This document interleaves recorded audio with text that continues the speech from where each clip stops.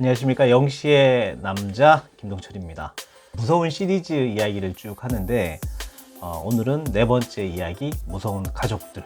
이제 무서운 시리즈 마지막 편입니다. 이제 무서운 거 하기 싫어. 너무 무섭습니다. 그래서 마지막으로 무서운 가족들 이야기를 합니다.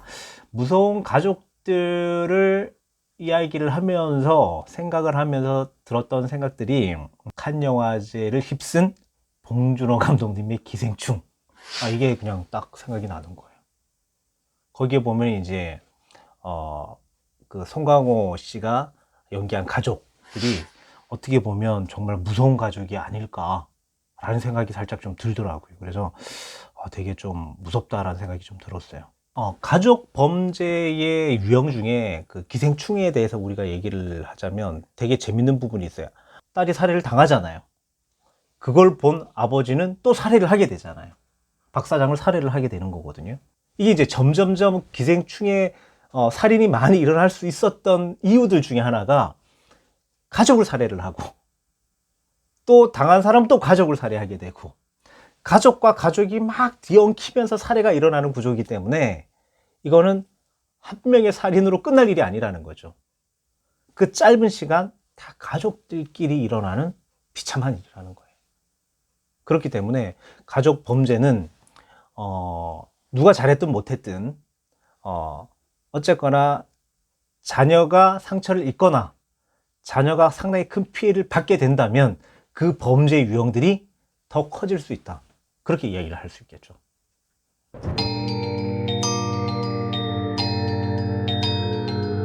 개인적으로 가장 잘못된 부분들은 아빠라고 생각을 해요. 송강호가 가장 이제 나쁜 사람이 아니었나.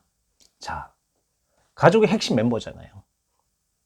그런데 주도된 사람은 딸이었어요. 딸이 위조를 해서 주고 사람을 끌어모으고, 그러니까 가족들을 전부 그 가족에다가, 가정에다가, 박 사장 가정에다가 다 밀어 넣는 거는 딸의 역할이 상당히 컸어요. 자, 바뀐 거죠.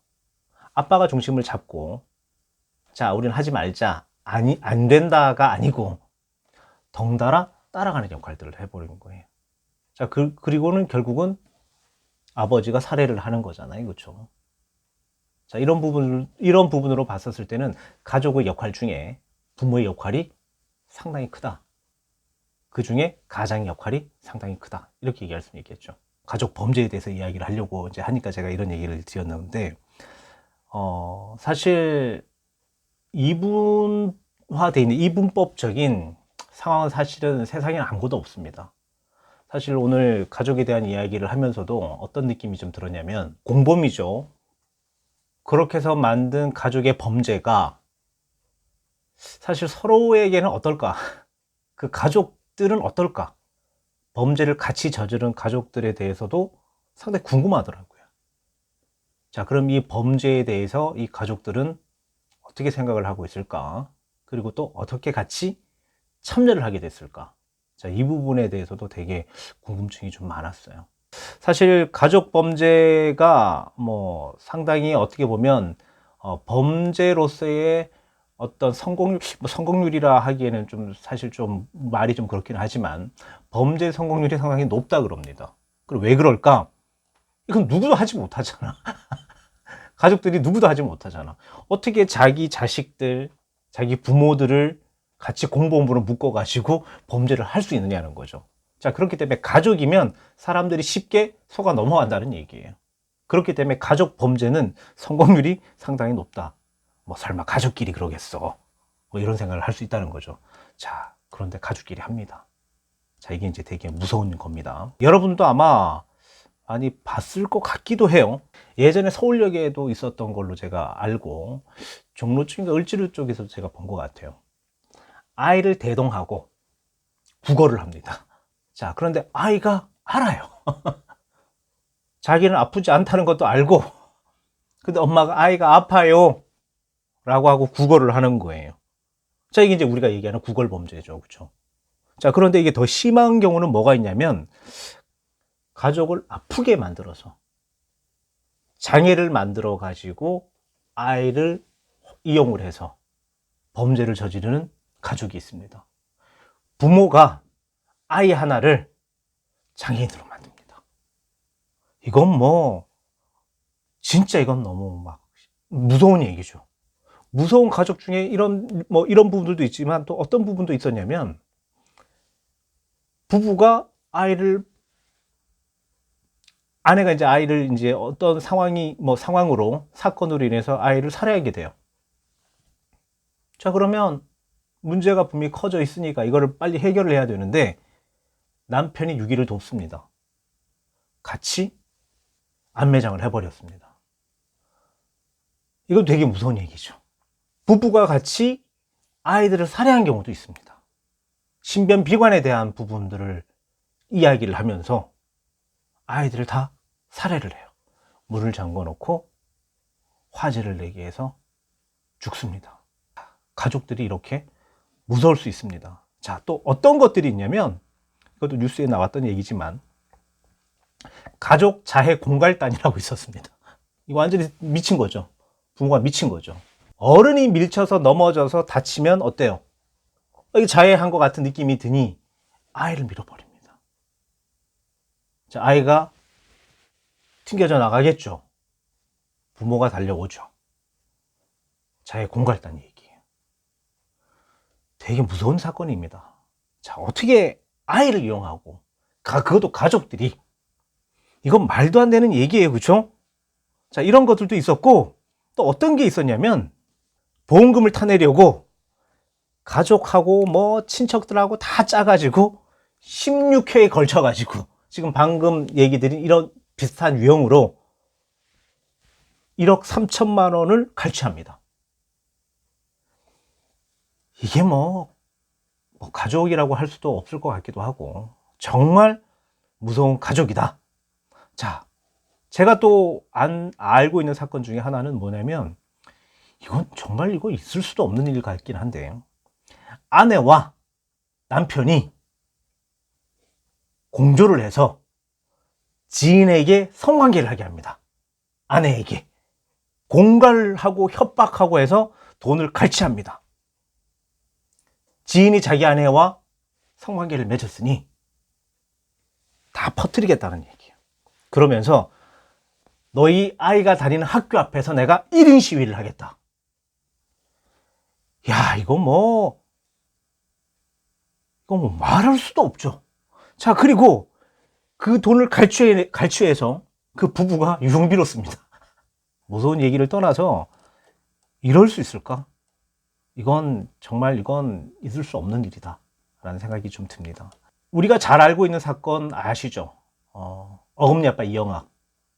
제가 사실은 이영학에 대해서 이 범죄 행각이 너무 잔혹하고 비슷합니다. 아내를 이용해서 성에 대한 어떤 부분들을 주고 또 화대를 받는, 그와 비슷한 또 아까 사건처럼 협박을 해서 돈을 갈취하는 그런 부분들도 있었고, 근데 정말 제가 놀란 것들 중에 하나, 그러니까 충격을 넘어서 경악을 할 수밖에 없는 것들은 이거죠.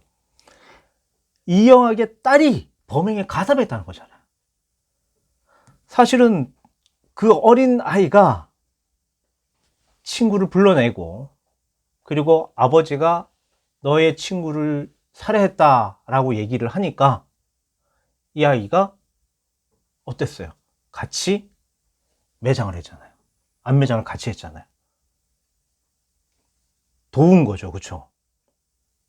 자, 이런 것들을 봤었을 때 정말 제대로 되지 않은 부모, 그 밑에 자란 아이들은 자기도 모르게 범죄인이 돼버렸고 범죄에 노출이 되었고, 이영학을 조사하는 과정에서 이영학의 많은 정보 자료를 빼는 과정에 소아 성애자, 어린 아이에 대한 성폭력이라든지 이런 것들이 되게 많았다고 얘기하잖아요. 그 이영학은 정말 악마 같은 사람이기 때문에 상당히 걱정됩니다. 자, 그런 상황에서 우리 딸이, 이영학의 딸이 정말 아빠가 시키는 대로 그냥 한 걸까? 자기도 모르게 그런 행동을 했던 걸까? 아니면 알고도 했을까? 자, 그런데 수사에서는 인정을 다 했다라고 얘기를 해요. 알았다는 거예요. 그 유기한 시체, 훼손한 시체가 자기의 친구라는 것들도 알았고. 자, 그런데 아무런 어떤 감정이 없었다는 거예요. 그런 사건 당일날에도 아이는 놀았습니다. 친구들하고 놀고, 그리고 평범한 일상생활을 보냈고, 친구들하고 놀이동산에 놀러 가서 문자도 보냈어요. 자, 이런 것들이 너무 화가 나는 거죠. 그리고 이건 이제 과거 SBS 그것이 알고 싶다에 대해서 이제 알려진 이야기인데, 거기에서 이제 제목이 뭐로 나왔냐면, 기이한 가족의 탄생, 그리고 잔인한 공포, 공모, 뭐 이제 공모편입니다. 그렇게 했는데, 아들이 결혼한 상대를 물색을 해가지고, 결혼을 미끼로 금품을 갈취한 거예요. 근데 가족 사기다는 얘기죠. 어떻게 보면 이제 영화 같은 이제 얘기인데, 성장한 아들이 뭐 되게 이제 뭐 전문직을 하고 있는 아주 유능한 사람. 그러면서 여성을 하나를 딱 선택을 해서 결혼 빙자 모든 것들을 갈취하는, 자, 이제 이런 것들이 이런 이제 사건이 생겼었거든요. 자, 그럼 제가 이제 이쯤에서 이런 얘기를 좀 드리고 싶어요. 의문이 생기시겠죠. 왜 가족들이 그렇게 됐지? 자, 이게 왜 그러냐면, 가족 중에 가장 쉽게 말해서 센 사람이 있습니다. 자, 그게 엄마든 아빠든 누구든 이 사람이 주축이 되고 주도가 되는 거죠. 자, 처음에는 강압이었을 수도 있고, 아니면 강압이 아니었지만 회유를 했을 수는 있겠죠. 자, 가족이니까 어떻게 돼야 돼요? 함께 해야 된다. 그래야 우리가 살 수 있다. 이 어려움을 극복해 나갈 수 있다. 작은 범죄부터 아마 시작을 했을 거예요. 자, 그 사이에 자녀든 가족 중에 일부가 아니야, 안 돼 라고 했다. 그럼 어떻게 했을까요? 많은 가족들이 상당한 압박을 했을 가능성이 상당히 높습니다. 자, 그러면 그 가족 중에 한 사람은 자포자기가 돼버리죠. 어쩔 수 없다가 돼버릴 겁니다. 자, 자연스럽게 한 번, 두 번, 세 번 자꾸 반복을 하다 보니까 범죄에 대한 감흥. 자, 그러니까 감흥이라는 게 전염이 된다는 얘기거든요. 정말 범죄의 감흥이 되고 범죄에 대한 정보가 자꾸 늘어날 거예요. 그러면 실패 사례보다 성공 사례가 많아지겠죠. 자, 이런 것들이 하나의 범죄 유형으로 갑니다. 자, 그렇게 되다 보면 범죄의 어떤 그 방법이 되게 다양하게 만들어져요. 하나의 범죄 유형으로 끝나는 것이 아니고, 가족이니까 아이부터 어른까지의 모든 어떤 상황에서 범죄를 다 저지를 수 있다는 얘기예요. 구걸도 할 수 있고, 뭔가 사기 빙자를 할 수도 있고, 자해 공갈을 할 수도 있고, 정말 많은 범죄 유형들이 만들어질 수가 있다는 얘기입니다. 이런 것도 있어요. 우리가 영화를 보면 이제 그 영화가 기억은 잘 나진 않지만, 운전을 하고 가는데 뒤에 아이가 타고 있어요. 아빠 뭐 이렇게 이런저런 얘기, 경찰이 세웠어. 자, 그럼 어때요? 아이와 다 같이 앉아 있으니까 통과. 자, 탈출할 수 있는 그런 방법들도 되게 많이 있습니다. 자, 그렇기 때문에 이런 성공 사례들 때문에 이런 범죄가 지속적으로 나오는 것 같아요. 처음에는 범죄인지 모르고 시작을 했다가 아빠를 도와야 돼, 엄마를 도와야 돼. 분명히 범죄인지는 알지만 그렇게 하지 않으면 아빠가 상당히 곤란해지고 공경에 처하기 때문에 도와줬다라는 거예요. 자, 그럼 이걸 누가 잘못했다고 이야기할 수가 있겠냐는 거죠. 자, 사실 법적으로도 가도 마찬가지입니다. 아빠가 잘못을 해서 아이가 숨겨줬어요. 그럼 법에 저촉이 안 됩니다. 자, 이런 거예요. 가족들이 어떤 범죄를 했었을 때 눈 감아줬어. 괜찮아요. 자, 이런 것들을 알고, 정보를 알고 서로 간에 협력을 하고 공모를 해서 범죄를 일으킨다. 자, 이거 되게 무서운 가족이죠. 작은 범죄가 결국은 큰 범죄로 만들어질 수가 있고요. 특히 가족은 본인에 대한 범죄, 그러니까 부모에 대한 범죄가 결국은 아이들에게 대해서 범죄 의식을 어렸을 때부터 만들어주는 거기 때문에 이 아이들은 죽어서도 아마 범죄를 저지를 겁니다. 정말 나쁜 아버지, 나쁜 부모, 정말 있어서는 안 되는 일, 이렇게 생각을 할 수는 있겠죠.